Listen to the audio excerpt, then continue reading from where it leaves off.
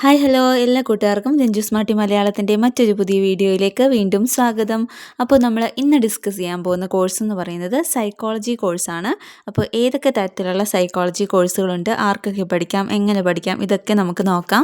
അപ്പോൾ എന്താണ് സൈക്കോളജി കോഴ്സുകൾ എന്ന് പറയുന്നത്? ഒരു മനുഷ്യൻ്റെ സ്വഭാവം, പെരുമാറ്റം, മെൻ്റൽ പ്രോസസ്സ്, ഇമോഷൻസ് ഇതിനെക്കുറിച്ചൊക്കെയുള്ള പഠനമാണ് സൈക്കോളജി എന്ന് പറയുന്നത്. പലതരത്തിലുള്ള സൈക്കോളജി കോഴ്സുകൾ അവൈലബിൾ ആണ്. ലോകത്താകമാനം ഒരുപാട് സാധ്യതകളുള്ള ഒരു കോഴ്സാണിത്. അണ്ടർ ഗ്രാജുവേറ്റ് കോഴ്സസ് ആണ് ഒന്നാമതായിട്ട് വരുന്നത്. ജനറൽ ആയിട്ടുള്ള കോഴ്സായിരിക്കും, അതുകൊണ്ട് തന്നെ എൻട്രി ലെവൽ ജോലികളായിരിക്കാം നിങ്ങൾക്ക് ലഭിക്കുക. 3 വർഷത്തെ കോഴ്സായിരിക്കും. പ്ലസ് ടുവിലെ ഏത് സ്ട്രീം എടുത്ത് പഠിച്ചവർക്കും പഠിക്കാൻ പറ്റുന്ന ഒരു കോഴ്സാണ്. ഉദാഹരണം പറയുകയാണെങ്കിൽ BA സൈക്കോളജി, BSc സൈക്കോളജി എന്നൊക്കെ നിങ്ങൾ കേട്ടിട്ടുണ്ടാവും. അടുത്തതായിട്ടുള്ളതാണ് PG level course, post graduate courses എന്ന് പറയും. MA MSc സൈക്കോളജിയൊക്കെ ഇതിലുള്ളതാണ്.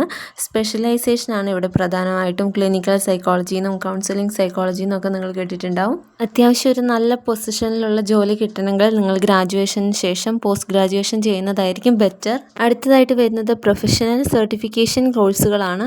ഇതൊക്കെ കൂടാതെ തന്നെ സ്പെഷ്യലൈസ്ഡ് ആയിട്ടുള്ള 3 to 6 മന്തൊക്കെ നീണ്ടു നിൽക്കുന്ന ഓൺലൈൻ ഡിപ്ലോമ കോഴ്സുകളും ഇന്ന് അവൈലബിൾ ആണ്. കോഴ്സുകളുടെ എല്ലാം പ്രത്യേകത എന്ന് പറഞ്ഞാൽ ഏത് സ്ട്രീം എടുത്ത് പഠിച്ചവർക്കും ഈ കോഴ്സുകളെല്ലാം പഠിക്കാവുന്നതാണ്. നിങ്ങൾക്ക് ഇഷ്ടമുള്ള കോഴ്സുകൾ ചൂസ് ചെയ്ത് പഠിക്കാം. നമുക്ക് ഈ കോഴ്സുകളൊക്കെ പഠിച്ചതിന് ശേഷമുള്ള കരിയർ ഓപ്പർച്യൂണിറ്റീസ് എന്തൊക്കെയാണെന്ന് നോക്കാം.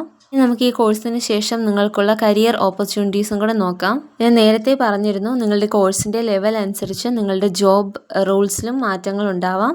UG ഡിപ്ലോമ കോഴ്സുകളൊക്കെ ചെയ്യുന്നവർക്ക് എൻട്രി ലെവൽ ജോബുകൾ ലഭിക്കാനാണ് കൂടുതൽ സാധ്യത.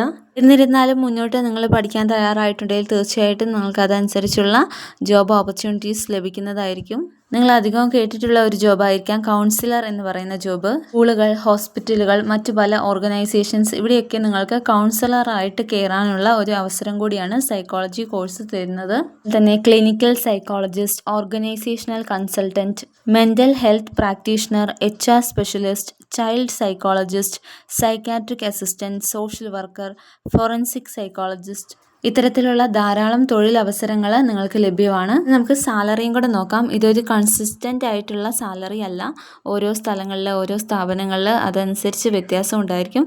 എങ്കിലും ഒരു തുടക്കക്കാരൊക്കെയാണ് നിങ്ങളെങ്കിൽ, പഠിച്ചിറങ്ങിയ പാടെയൊക്കെ ആണെങ്കിൽ ഒരു 15,000 രൂപ മുതൽ പ്രതീക്ഷിക്കാവുന്നതാണ്. അതുപോലെ തന്നെ ഈ കോഴ്സുകൾ നിങ്ങൾക്ക് പഠിക്കാനായിട്ട് ധാരാളം ഇൻസ്റ്റിറ്റ്യൂഷൻസ് ഇന്ന് അവൈലബിൾ ആണ്. കേരളത്തിനകത്തും പുറത്തും Rajagiri, saint Joseph college Kozhikode, Calicut college, ഇങ്ങനെ ഒരുപാട് കോളേജസ് ഉണ്ട്. അവിടെയൊക്കെ അന്വേഷിച്ച് കൃത്യമായ രീതിയിൽ സർട്ടിഫിക്കറ്റിന് വാല്യൂ ഉണ്ടോ എന്നൊക്കെ അന്വേഷിച്ചിട്ട് വേണം പഠിക്കാനായിട്ട്. അപ്പോൾ ഇന്നത്തെ ഈ വീഡിയോ നിങ്ങൾക്ക് കുറച്ചെങ്കിലും അറിവ് പകർന്നു തരാൻ വേണ്ടി സഹായപ്പെട്ടു എന്ന് വിചാരിക്കുന്നു. നിങ്ങൾക്ക് ഉപകാരപ്പെടുന്ന മറ്റൊരു വീഡിയോ ആയിട്ട് ഞാൻ വീണ്ടും വരുന്നതായിരിക്കും.